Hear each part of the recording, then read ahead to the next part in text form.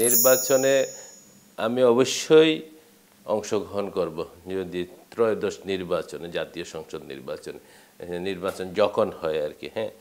সেটা সেই জন্য মনোনয়ন বাদ দেওয়া বা এই বিষয়গুলো আমি মনে করি না যে এই মুহূর্তে কোনো আলোচিত বিষয় কারণ যখন তফসিল ঘোষণা করে তখনই এগুলো আলোচিত বিষয় এর আগে সম্ভাব্য অনেকের নাম আসবে অনেক কিছু আসবে বিভিন্ন দল বিভিন্নভাবে হবে এটা হইতেই পারে ফাইনালি আপনি বুঝে নেবেন যে আমি জনগণের জন্য কাজ করি দেশের জন্য কাজ করি দলের জন্য যেটুকু করার করেছি ফাইনালি তো জনগণের জন্য কাজ করেছি সীতাকুণ্ডের জনগণ যেহেতু আমার সাথে আছে তো সেজন্য আমি বিশ্বাস করি যে জনগণের প্রতি সবার সম্মান থাকবে এবং সেই হিসাবে মনোনয়নও কোনো বিষয় বলে আমি মনে করি না যথাসময়ে এগুলো ঠিকভাবে হয়ে যাবে বলে আমি বিশ্বাস করি নির্বাচন করব সেটা আপনি একদম পরিষ্কার বুঝে নেবেন হ্যাঁ ত্রয়োদশ সংসদ নির্বাচনে আমি বারবার কথাটা বলছি ত্রয়োদশ সংসদ নির্বাচন যদি ফেব্রুয়ারিতে হয় তাহলে ফেব্রুয়ারিতে করব আর এটা যদি আরও পিছায় যায় তখন করব যদি আল্লাহ আমাকে সুস্থ এবং স্বাভাবিক রাখে সবার আবেগের জায়গায় যখন কোনো কিছু হয় তখন তাৎক্ষণিকভাবে অনেকে এটা নিতে পারে না সেটা প্রতিবাদ আসতেই পারে তাছাড়া সীতাকুণ্ড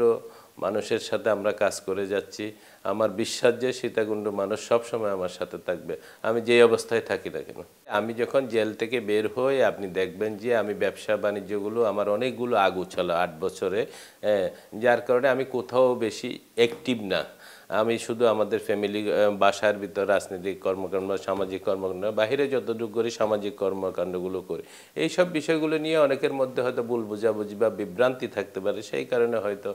ভিন্ন কিছু হতে পারে কিন্তু আমার বিশ্বাস যে সীতাকুণ্ডের জনগণের জন্য আমি যেহেতু কাজ করি সামাজিক কাজগুলো যেহেতু আমি সবসময় করে যাই উত্তর চট্টগ্রামে নট অনলি শুধু সীতাকুণ্ড তো আমার বিশ্বাস যে জনগণের আস্থার প্রতি সবাই সম্মান রাখবে এবং জনগণের বিশ্বাসের প্রতি কেউ আঘাত দিবে না আর যদি এভাবে কেউ জনগণের বিশ্বাসের সাথে প্রতারণা করতে চায় বা আঘাত করতে চায় সেটা জনগণের জবাবের মাধ্যমে সেটার প্রতিক্রিয়াটা ব্যক্ত হবে মনোনয়নের বিষয়গুলো এখনও যথেষ্ট সময় আছে আমার হিসাবে কারণ এরকম যেমন আমি 2006 সালে মনোনয়নের সময় যখন দেখা গেল যে আমাকে একবার কনফার্ম করলো আবার কিছুদিন পর মানে যখন সময়টা ছিল আরেকজনকে কনফার্ম করে আবার শেষ মুহূর্তে আমাকে কনফার্ম করলো তো এইগুলো বিষয়গুলো আমার অভিজ্ঞতা আছে আমার সেই আছে যে মানে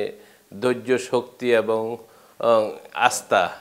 কারণ আমরা তো কাজ করে যাই জনগণের কাজ করে যারাই যেই মূল্যায়ন করুক সে জনগণের ফালস কোন দিকে আছে সেটাই মূল্যায়ন করবে ফাইনালি জনগণের পাল যেদিকে থাকবে কোনো দল যদি করে সে তখন তাদেরকে মনোনয়ন করবে দানের শীষের প্রতি আমি খুব আশাবাদী হ্যাঁ দানের শীষ ফাইনালি দানের শীষে নির্বাচন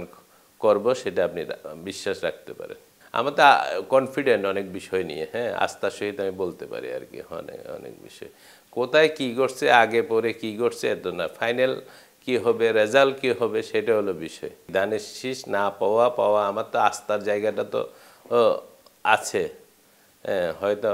সেই জন্য দেখেন না আমি কোনো প্রকার ক্ষুদ্র প্রতিক্রিয়া কোথাও ব্যক্ত করি না শেষ পর্যন্ত আমি নির্বাচন করব